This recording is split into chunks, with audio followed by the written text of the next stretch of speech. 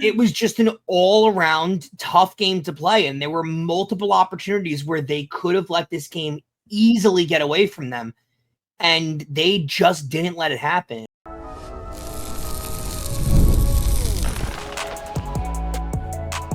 You are Locked On Yankees, your daily New York Yankees podcast. Part of the Locked On Podcast Network, your team every day. Welcome to Locked On Yankees, which is part of the Locked On Podcast Network, your team every day. Thank you for making us your first listen every day. I'm Stacey Gotsulias. Today's episode is brought to you by Game Time. Download the Game Time app, create an account, use code LOCKEDONMLB for $20 off your first purchase. With me, as usual, my co-host, Brian McKeon. Brian, late night. I am rare to be someone to drink coffee this late at night, but I'm doing it, and I had no option. Yeah, so we can actually say, can we say the correct day? Because we're filming it on the day that the show goes up. So yeah. Before we get started, don't forget, subscribe to Locked On Yankees on whichever podcasting platform you prefer. Subscribe to our channel on YouTube, like our videos, hit the bell so you're notified whenever our videos go up. You can also find us on TikTok. We're at LockedOn_Yankees. So on today's show, we preview Game 2 with the Rays, which is also the finale of the series with the Rays because it's a quick little two-game trip down to Tampa. We're going to go deeper into the realignment discussion because everyone's talking about it, so why not us? But first, did this in the beginning, before it got out of hand, did it feel like a game that could have gotten away from the Yankees even like 3 weeks ago? Yeah, I was actually interested as I made my way up to my bedroom to start this show, which direction you were going to go with this, because there's about 17 storylines that came out of this long and never-ending game. I actually, when you sit down and think about this game, I actually think it's an impressive win for them. The Yankees had multiple opportunities to let the Rays back in this game, and multiple opportunities to just let themselves out of it. I mean, think about the situation. So I know Steinbrenner Field is considered the nicest of the minor league facilities or spring training facilities down there, but it still is a minor league level facility. And you're sitting there for 2 hours during a rain delay. You're not enjoying a major league facility standard where you're hanging out there and everything like that. Then you got to get out there and play.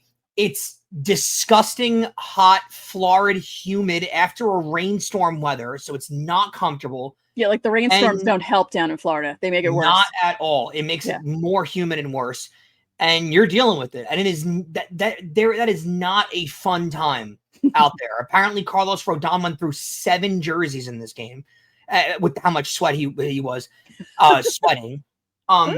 It was just an all-around tough game to play, and there were multiple opportunities where they could have let this game easily get away from them, and they just didn't let it happen. And one guy that I want to highlight before we get into the muscle is Carlos Rodón, who I just mentioned. Stacey, he had 12 two-strike counts and only finished with 5 strikeouts. Yeah, and he had 1 strikeout, I think, through 3.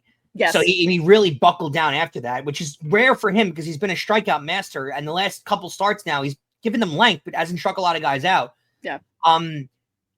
This is just a start, and we've said this now a multitude of times this year. This is a start you didn't get from Carlos Rodón in his first 2 years as a Yankee. Yeah. He battled. This is a start where he gave up in the 3rd inning last year, and he was out of the game in 3 innings. And he battled. He liked the Yankees with the bats. He muscled through. He pitched his way out of it. Anyone who watched this game, and me and you can tell any Yankee fan that listens to our show, he did not have it in this game at all. Really. Did not throw strikes, was not locating. He was not Carlos Rodón, but Stacey, that is what an ace does tonight. He muscled through, gave up 2 runs over 6 innings, and after that first inning, in that second inning, if you told me he was going to only give up 2 runs, I would have told you were crazy. Right. I thought we were in for a slugfest of 2 teams that this game was going to end 13-10.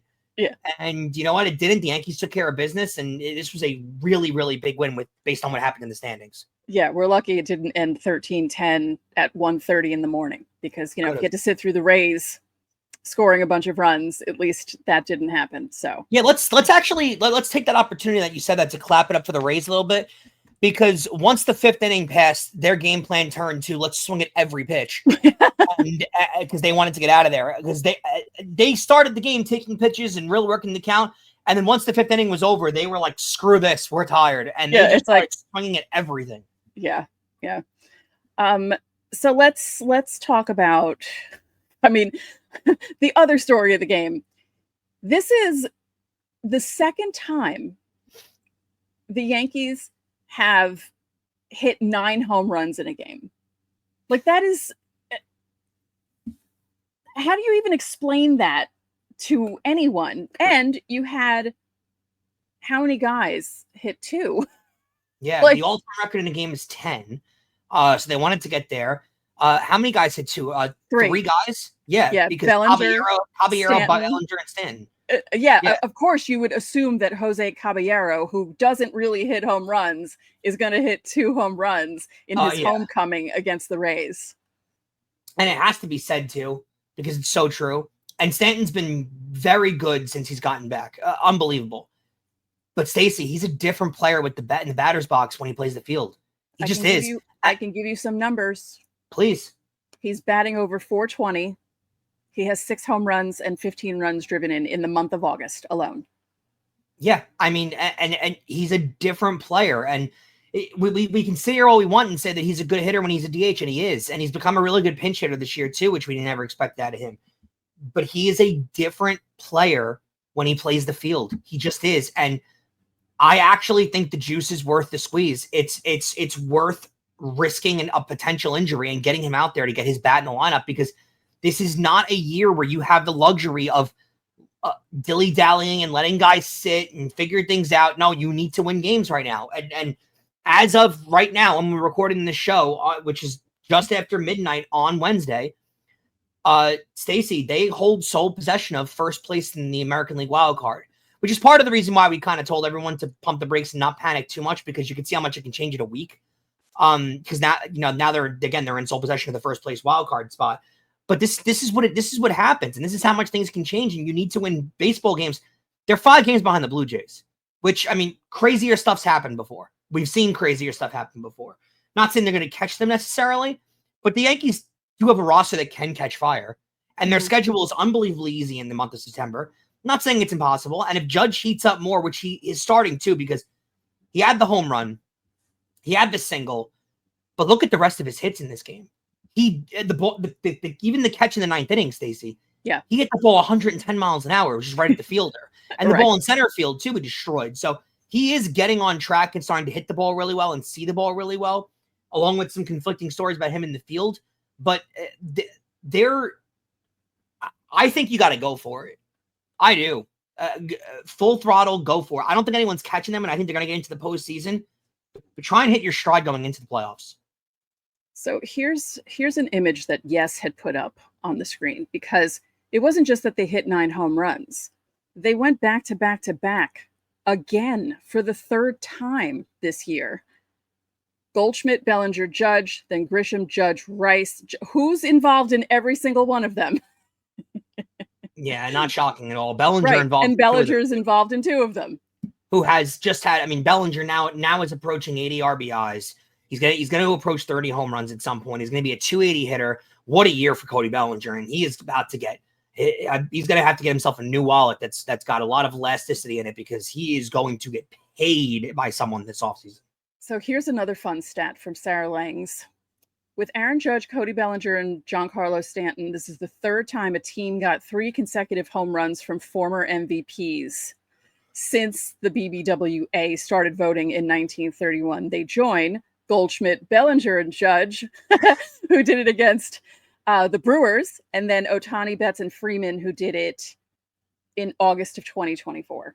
Not terrible company. It does show the era of super teams in sports, where now you have MVPs playing on the same team, because this didn't happen in the 40s and 50s.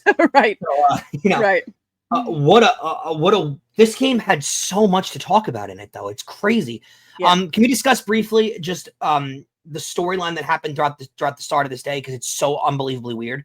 So Aaron Boone does his rounds of media in the early morning, afternoon, and basically tells the midday show on WFAN and his John Boy appearance that Aaron Judge is not going to be the same guy in the outfield the rest of the year, and he's going to be playing with the governor on the entire year, which basically, if you guys aren't familiar with, means Judge has to keep a mental note of every single throw he makes for the rest of the year to not force it and not try and throw full strength. Basically, his own minded governor to govern how he's going to throw the ball.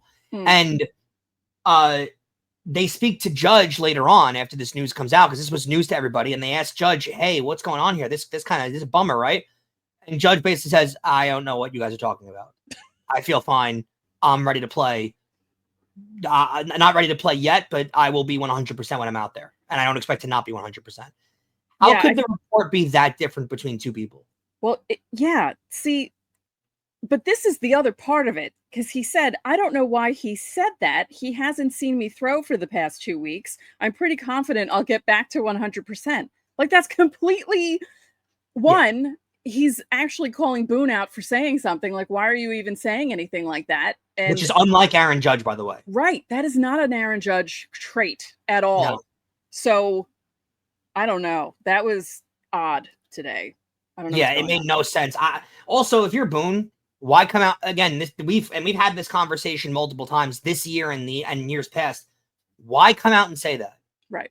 What do you benefit by coming out and saying that? Right. Why are you giving other teams a scouting report on Aaron Judge? Exactly. Like, oh, if the ball's hit to him and he's playing in the outfield, he's not going to throw as hard as he normally does. And by the way, if you listen to the first interview of the day on WFAN, he wasn't prompted with a question about Judge. He offered that information up.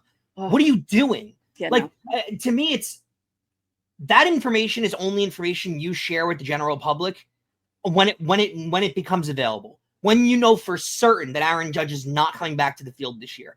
While he's still rehabbing and while he's still working on it, why would you offer that information up to anybody at all? I makes complete zero sense. So now when anyone game plans for you, they basically know if Stanton's not in the lineup, Judge is DHing, and if Judge is not in the lineup, then Stanton's playing. Why would you're allowing them to know who your lineup is? They can set up their pitchers better. There's a whole multitude of reasons.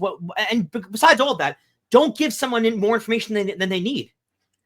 It makes no sense, Stacey. No. So 2 more stats I'd like to bring up. No, 3, excuse me.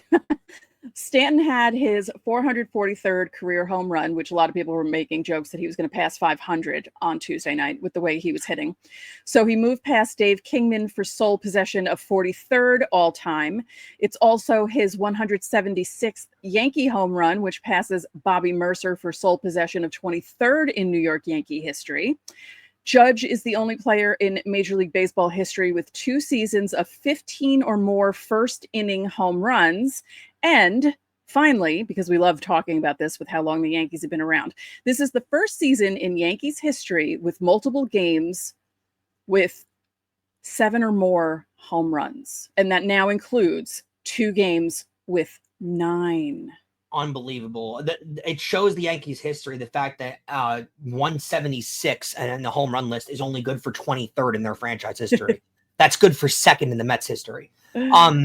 And also, I hope Ben Rice is enjoying the ice bath that I hope he's in right now, because he got beat up behind the plate in this game. So let's give it up for Ben Rice too, because he really took it like a champ in this game. So how many times did the Yankees round the bases? 9 times. 9 times. 9 times. I've been dying to use that for years. And actually, I have on the audio when we were audio only before we went to YouTube. So not 7, not 8. 9 times. Thank you for allowing me to do that. Don't forget, subscribe to the channel, hit the like button on our videos, hit the notification so you know when our videos go up. You can also join the Locked On Yankees Insiders Club. The link is in the description. You get text from us. You can text us questions, comments, reactions to trades and signings. We send out the lineup during the season, or lineups during the season every day, so you know who's coming to bat in what order, any roster moves that are made, and breaking news so you don't have to check social media. There's a 14-day free trial. Coming up, we're going to go more in depth in the alignment discussion because we briefly touched upon it on Monday's show, Brian was playing the role of Boomer and I was playing the role of Gen Z. So we'll see what happens in segment 2 coming up.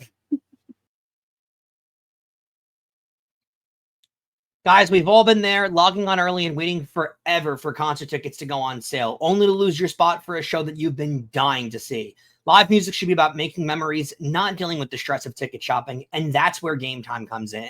Game Time makes getting concert tickets faster and easier than ever. Prices actually drop as it gets closer to showtime, and you can save up to 60% off with their killer last-minute deals. Are you tired of endless scrolling, just trying to find the best deal? Well, Game Time's Zone Deals pick the best seats in your section for you. And you ever wonder what your ticket will actually look like before you buy it? The app actually has panoramic seat views, so there are no surprises going into the show. And with Game Time, the price you see is the price you pay. There are none of those annoying hidden fees. So take the guesswork out of buying concert and show tickets with Game Time. Download the Game Time app, create an account, and use code LOCKEDONMLB for $20 off your first purchase. Terms apply. Again, create that account and redeem code LOCKEDONMLB for $20 off. Download the Game Time app today. Last minute tickets, lowest price, guaranteed. So every Friday we have Fan Mail Friday. I wouldn't even say it's a segment. It's nearly the whole show. You guys ask us questions. It's a way of life. Yes. And you ask us questions, we answer them. And if you are on YouTube, you go to our channel's page, you click on the post tab, you will see my latest post telling you where to leave your questions and by what time, which would be Thursday, 5 p.m. Eastern Daylight Time. So get those questions in. So this is a segment that I was dying to get to, and not just me, everybody in the baseball world essentially was talking about this on Tuesday. Rob Manfred on Sunday decided to, like Aaron Boone, offer up useless information that no one asked for, and decided to discuss realignment in Major League Baseball. Now, expansion seems to be imminent, and with the rest of the sports leagues doing it, I don't see why Major League Baseball wouldn't. Put it this way, Stacey. The fee for the Vegas Golden Knights to expand into the NHL was $700 million. The fee for the Seattle Kraken to expand was $1 billion. The fee for a new Major League Baseball team is expected to be $2 billion.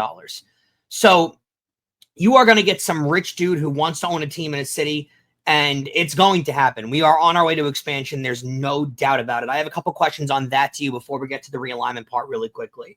First of all, with expansion, it looks like the 4 cities that are the ones that people think could, well, there's 5 that they can definitely expand to. It's going to be one on the West Coast, one on the East Coast. The 2 West Coast cities looks like it's going to be Portland or Salt Lake City. Mm-hmm. Those are the 2 cities that they're looking to go to. Which one do you prefer? Probably Portland. Interesting. I would say Salt Lake works better, but either way, I don't think you have a problem with adding a team in either of those cities. Now, the East Coast, they're saying Nashville, Charlotte, or Montreal. Now, I would like to see a team back in Montreal, but I don't think Canada's too thirsty for it because they have adopted the Blue Jays as their team at this point. Pretty much. I think Nashville works the best, and I think there's no doubt Nashville gets that team. Yeah, it looks like it's heading that way. Now, do you feel like there's too many teams in baseball right now that seem to not put an effort in and not try and have awful seasons without even having major leaguers on their roster? Do you think adding teams helps or dilutes the product? It might dilute it. At least like at first. I think at first, right? Because you have to fill the expansion team and you're not going to be sending the greatest players to the the expansion draft is. Well, you may, because they are going to do an expansion draft like the NHL has done in the last couple of years. Not like it was with the Rays when they entered Major League Baseball in the late 90s. It's not going to be like that. It is going to be like the NHL, where you have basically Major League Baseball is going to allow each team to protect 15 players on the 40-man roster before the first round of that expansion draft happens. And you have to protect guys with no trade clauses. So the Yankees can't dump off Giancarlo Stanton and leave him unprotected because there's no trade clause, but they could leave a guy like Max Fried available, or Carlos Rodón, or a big money contract they want to get rid of that another team could use. So there is that whole thing too. Do you think it's more beneficial if a group purchases a new team, or if you get some mogul billionaire like a Steve Cohen type to buy into the league and own the team, who comes in and wants to spend a lot of money? I don't know. Interesting. I think it works better if you have some billionaire mogul that comes in, gets the team spending more money, gets teams to be a little more aggressive. And you saw what it did for the NHL when you had the expansion with the Golden Knights and that team goes to the Stanley Cup Finals in year one. That team is safe in that city for years. There's no more issues like years past where a franchise can't last in a new city because they just keep losing continuously. You kind of want to set these teams up for success the best way you can as a league. So I think you'd rather have some billionaire mogul purchase the franchise. Yeah, I think so too. Because I wouldn't want like a group, or even like how that one private equity group keeps buying all the minor league teams. There's that one group that's buying up all the minor league teams, and I wouldn't want to see that. No. So I think Major League Baseball would love in the first year that Nashville team is active. If Tarek Skubal's a free agent that year, and you have the Yankees, the Mets, the Dodgers, and the Nashville whatever going after Skubal, that would be insane to watch. So I think they're rooting for that. Now, when it comes to realignment, this is the discussion I really want to have with you, because we're going back and forth with all this, and me and you kind of had a back and forth on yesterday's show about this. It seems like Manfred is more imminent on that too. He really wants the alignment to come, and basically what it's going to happen is you're going to be aligned with teams that are in your geographical region to, quote, save the wear and tear on the body of the players. That is more of the quote that bothers me. Now, for tradition purposes, just on my point of view, I don't like the Yankees and the Phillies playing each other in the same division, or the Mets and the Red Sox. I think there's a point to the history of the game. The Mets played the Red Sox in one of the most legendary World Series of all time. Now you're going to have them playing in the same division, and people are going to go, how did they play in 86? I don't like that at all. I think it's dumb. I don't like how by doing this geographical region, you're now getting rid of some iconic, the Yankee Red Sox rivalry stays, but the Cub Cardinal rivalry is now gone. No more. It's gone. And the excuse that bothers me the most is to save the wear and tear of the body of the players. They're still playing every team in the league. That part of the schedule is not going away. So the Yankees are still going to play the Dodgers every year. They're still going to play every National League team twice a year. That is one. Once a year. That is one. These guys aren't like the old time guys who literally showed up to spring training to train. Like they didn't show up. They don't show up fat to spring training expecting to lose 20 pounds in the 6 weeks between arriving at spring training and opening day. These guys are starting to work out as soon as the World Series ends, depending on when their team was eliminated, or even if their team wasn't even in the playoffs, they start doing things early. These guys are working out all the time. So that excuse is so terrible. So you're still okay with the Yankees making West Coast trips. Those are totally fine. But the extra trip per year to Baltimore is what's really going to destroy their bodies. That is what, and let's not act like these guys are taking trains like the old days where it's taking forever for the Yankees to get to St. Louis, just say. That's not happening either, okay? They're flying on commercial airlines that are chartered for them. Every seat is a first class type seat that goes down like a bed. They're not exactly flying economy on Spirit here. They're flying.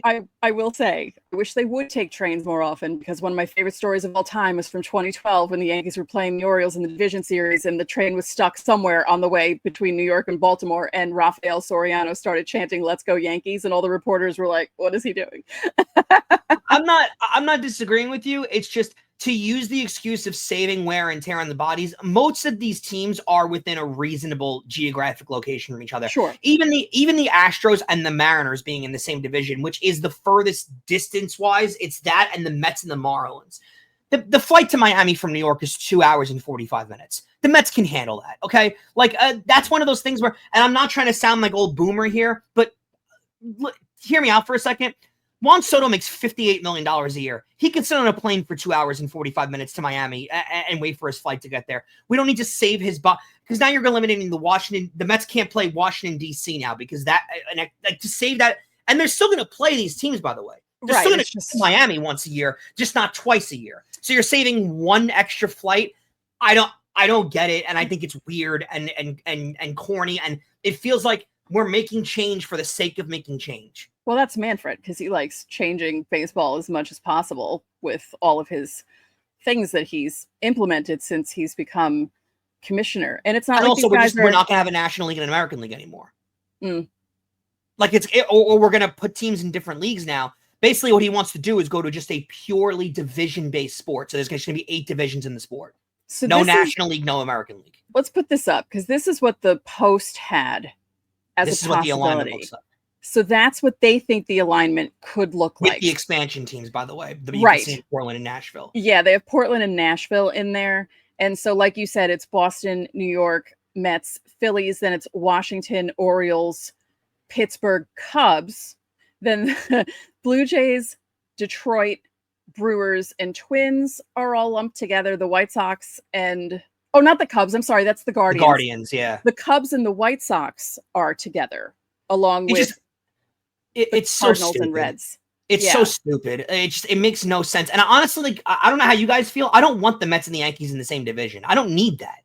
That doesn't do anything for me. It doesn't make things easier for the teams. Again, Orioles and Nationals. So the Orioles can't make the trip from to New York anymore because that's too daunting on the Orioles players' bodies. But the DC is okay. You know, some of these distances are longer. And I guess with that alignment, Cubs Cardinals, you do get some of the other alignments I saw. You don't get Cubs Cardinals. So I don't understand why you would allow these different changes to go on. You're destroying rivalries that are already built in divisions. You're destroying so many beautiful parts of the game. And again, getting rid of the American and National League too. I hate that, Stacey. I'm not for realignment. I'm all for expansion. I'm not for realignment. It's change for the sake of making change. That's basically Rob Manfred's legacy. Great. That's something you want to die on. Oh. What's worse? His legacy is being a guy who keeps trying to change the game of baseball, or Bud Selig's legacy of allowing steroids to happen and then suddenly being upset about steroids happening? Both are hypocritical. Yes, exactly. All right, coming up, we're going to preview the finale down in Tampa. And we're going to tell you some news from around the league next.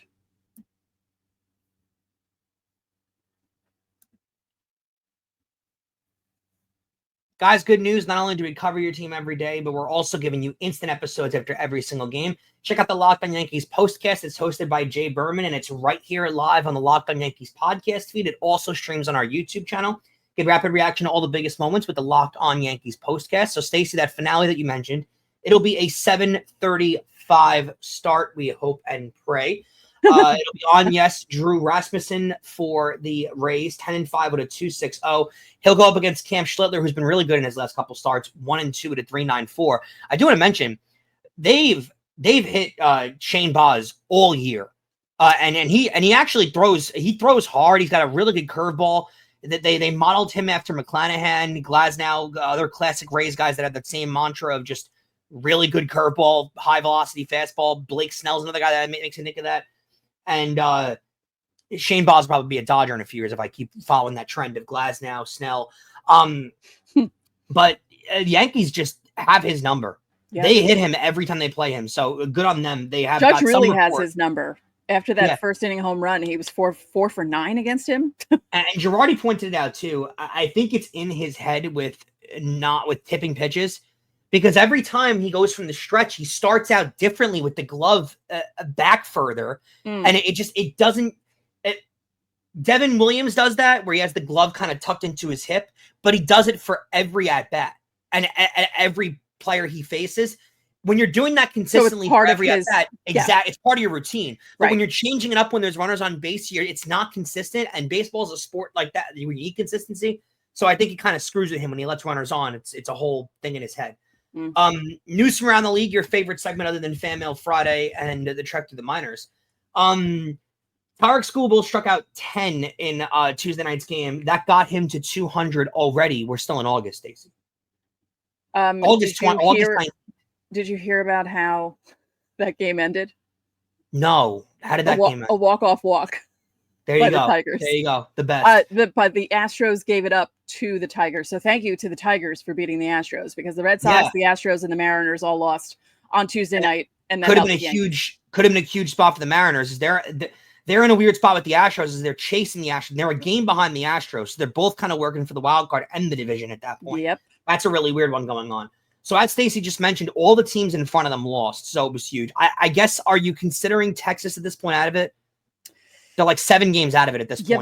Yeah, they're falling like a lot this past week. The 2 weeks, really. They've just been completely slumping. it's so strange because now they're 6 games back of the final spot, which is Boston. They've been surpassed by Cleveland, Kansas City. I don't get it. They're now tied with the Rays, and they're a game and a half above the Angels. That's how bad they're playing. Wow. So they're a scary team that I wouldn't want to play in a postseason series. But you got to get there.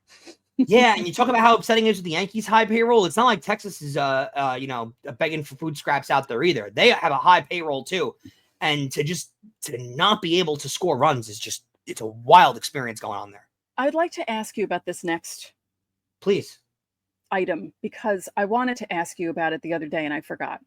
Kyle Tucker's been struggling, and it's he's been struggling for a while. Cub fans were booing him the other day. Like, he is just not having a good season. Cub fans booing him just 2 seconds is... Yeah. So the Cubs will be sitting him for a few days as he struggles. Don't you think it's nice of the team to do this for this guy who's clearly struggling, unlike other teams who just let guys play through their struggles and get booed vociferously at stadiums? Multiple things here. I hate him being booed in a contract year. Yeah. Why show him that kind of love? And also, you traded the top prospect in all of baseball, and he's like Paredes, to the Astros for Kyle Tucker, and Paredes is having an unbelievable year for the Astros. So maybe don't boo him because your offseason holds a lot on bringing Kyle Tucker back. They really need him back. So that's Exhibit A. Exhibit B. If you're the Chicago Cubs, you know how talented Kyle Tucker is. It's not a question of whether he can play in the big leagues or not. He's going through a rut right now. This is the benefit of having a 9-game lead in the division. This is the benefit of building a big lead and a comfortable cushion for yourself throughout the postseason. I know the Cubs were back on the Brewers, and they're fighting back on them now. They actually took both games in the doubleheader on Monday. But they are up so far in the wild card. Nobody is catching them and getting into the postseason over the Cubs. This is the benefit on giving yourself that barrier and having your postseason spot essentially locked up by the All-Star break. This is the benefit of that. You can do this. You can sit him and say, hey, get your head right. We need you hitting in October. The Yankees can't afford to do that right now. They don't have a player struggling to that level at this point right now. But even if they did, they couldn't afford to do it. They can't afford to do it with any of their players. And that is a major difference. It's one of the major things of why you can't have these 2-month swoons the Yankees seem to make an annual thing of. Here's my other question, because we discussed this a few weeks ago. The Kyle Tucker, Cody Bellinger, who would you rather have? Does it worry you that he's struggling in a contract year? I'd say yes, because players are generally a little more motivated in contract years. And, you saw it with Juan Soto specifically last year. Once guys get the money, they kind of cool off a little bit, and they kind of take the weight, the pressure. They don't thrive under as much when the money threat is not there. I think Kyle Tucker, regardless, is going to get paid a gobs of money. And to be honest, with the year Bellinger's had, I still don't think he's going to reach the Kyle Tucker level of finances, just between Tucker's age and what he does OBP wise. But I do think it's a little bit of a concern that he's struggling like this.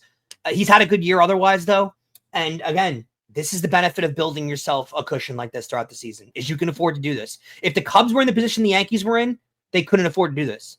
But since they have the lead they have in the wild card, it doesn't matter. But by the way, taking those 2 games on Monday, it's a 5-game series they're playing because of rainouts. Oh. Yeah. Taking those 2 games and sweeping that first part of that doubleheader, Stacey, they can get the divisional lead down to 4 games. Wow. By the end of the week. So it's crazy how crazy things can change in the baseball standings. We're in for a really good end to this season. We really are. We mentioned the Red Sox lost. They had tied the game in the bottom of the ninth. They were down 3-1. They tied it 3-3. And then they lost in extras 4-3. Womp womp. Wild stuff. Yeah. But thank you to Baltimore. Yes. Thank you, Baltimore, for always playing the Red Sox tough, no matter how. The Orioles could lose 80, 89, 90, 95 games, and they still play the Red Sox tough for some unknown reason. I don't know why. It's just, and no matter who's on the team, it's very strange. The Red Sox, I'm sure, will enjoy their off day tomorrow, though, as the Yankees have to play. By the way, that's why the 2-hour delay happened for the Yankee game. Oh, they had to get that in. Yeah. Because they had to get it in because they're not going back to Florida this year. And the Yankees basically were asked, hey, we could do a doubleheader tomorrow if you guys want. And they were like, no, the series against Boston is too important. And if they burn their entire bullpen in 2 games and their bench on Thursday and then fly back on Wednesday and then fly to New York for Thursday's game is an automatic loss. Right. Because you're just too shot going in. They need to get both games in Tampa. So it was worth the wait for the Yankees. Not for us, as it's after 1 o'clock in the morning and we're still recording. Yeah. But for the Yankees, they had to get this game in.